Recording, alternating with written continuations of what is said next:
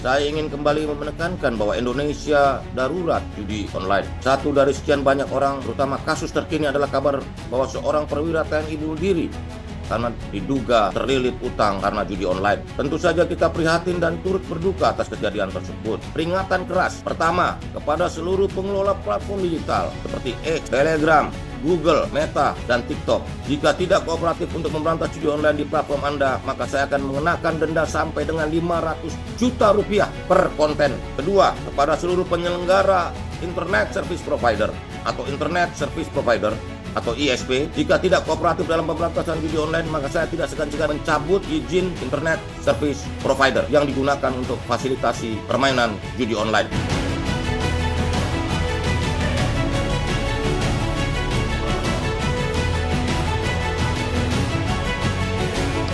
Sahabat Hukum, Indonesia saat ini dalam keadaan apa yang disebut darurat judi online. Kenapa disebut darurat judi online? Karena akhir-akhir ini judi online sangat meresahkan masyarakat dan telah banyak memakan korban.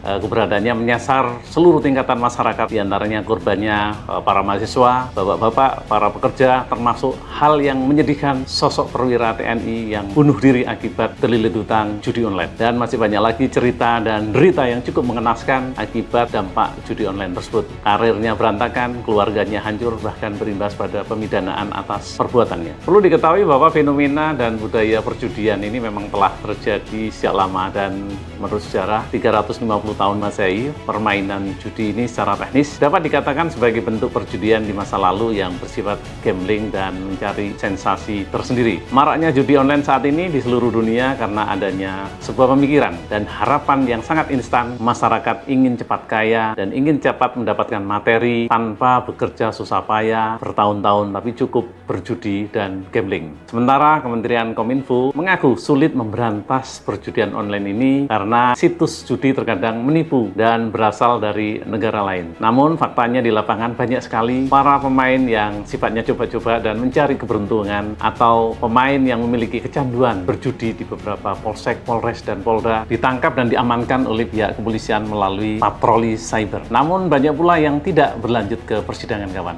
yang diduga kasusnya berjalan di tempat dan ada indikasi main di bawah meja. Perlu diketahui judi online saat ini disamarkan tidaklah terlalu memukai title judi online, akan tetapi menggunakan nama lain yang tidak sesuai antara lain nama dan tujuannya, sedangkan bentuk-bentuknya perjudian pun mengalami sebuah transformasi mengikuti pola perkembangan kehidupan masyarakat dari masa ke masa. Perjudian mulai banyak berubah bentuk, mulai dari daring dan online. Praktek-praktek judi konvensional seperti dadu, togel, dan sebagainya kini mulai bergeser ke perjudian modern, yaitu online seperti parlay dan slot. Dalam diskursus sosial, perjudian diidentikan dengan tindakan negatif yang melawan hukum, baik hukum negara maupun agama. Sehingga literasi yang mengangkat isu tentang perjudian didominasi dengan pendekatan normatif. Selain itu, banyak yang menganggap bahwa judi adalah kegiatan sia-sia dan irasional dan tidak masuk akal. Serta banyak pula di sebagian masyarakat mengutuknya karena bisa langgeng.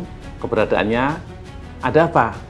Karena di belakangnya ada backing, ada seseorang kuat, ada pebisnis judi yang tentu melibatkan bos keuangan besar dan para naga-naga dan backing dengan para bintang-bintangnya. Di era Orde Baru, tepatnya era Presiden Soeharto, judi lotre yang dilegalkan oleh negara bernama KASOP, kemudian SDSB, sumbangan dermawan sosial berhadiah. Judi dikelola oleh negara, dikemas rakyat terlunta-lunta, dikemas sebagai sumbangan dermawan sosial berhadiah yang pesertanya rata-rata rakyat jelata, para pekerja, banyak menyengsarakan rakyat di tingkat bawah, dan telah terjadi kemiskinan merata, terstruktur, dan timbulnya halusinasi kaya mendadak dari kaum akar rumput, dan mereka berusaha mencari cara berpuasa, bertapa, mencari seorang paranatural, seorang dukun untuk mencari nomor, bahkan orang gila pun ditanyai nomor dan sebagainya. Di sisi lain muncul ketimpangan sosial, gap antara si kaya dan si miskin. Banyak sekali dijumpai para cukong-cukong kaya hasil dari perjudian tersebut melenggang. Kemudian terkait kaji-kajian maupun diskursus yang muncul di media sosial, tidak cukup memadai untuk memahami fenomena ini secara komprehensif. Untuk memahami fenomena perjudian dari sisi kebudayaan, tidak memadainya kajian-kajian normatif.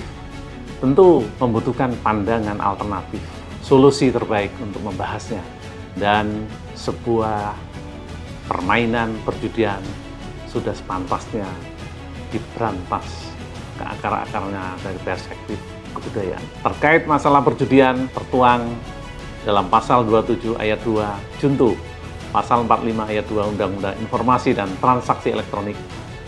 Pihak yang sengaja mendistribusikan atau membuat dapat diaksesnya judi online diancam dengan pidana ancaman 6 tahun dan atau paling banyak 1 miliar.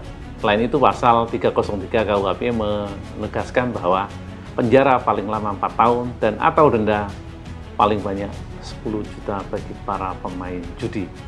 Tetapi tidak diatur di situ secara tegas bahwa bos judinya secara nyata belum signifikan.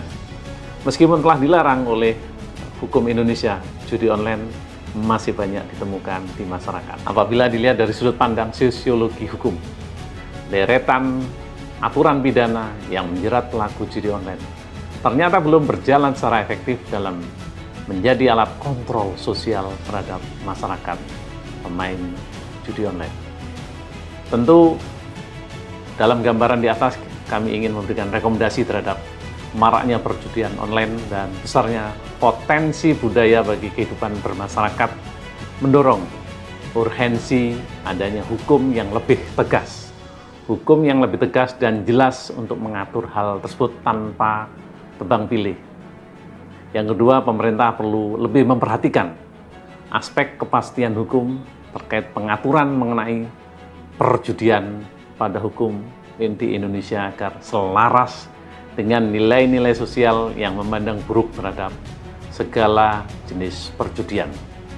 Tentu masyarakat perlu berpartisipasi mendukung program tersebut agar judi online terus meningkatkan dan membantu pemerintah memberantas tindak pidana perjudian online tersebut. Demikian paparan dan sekali lagi salam juang Fiat Justisia Ruat Kulum. Tegakkan hukum meskipun langit akan runtuh. Tegakkan, berantas judi online sampai ke akar-akarnya tanpa pandang bulu.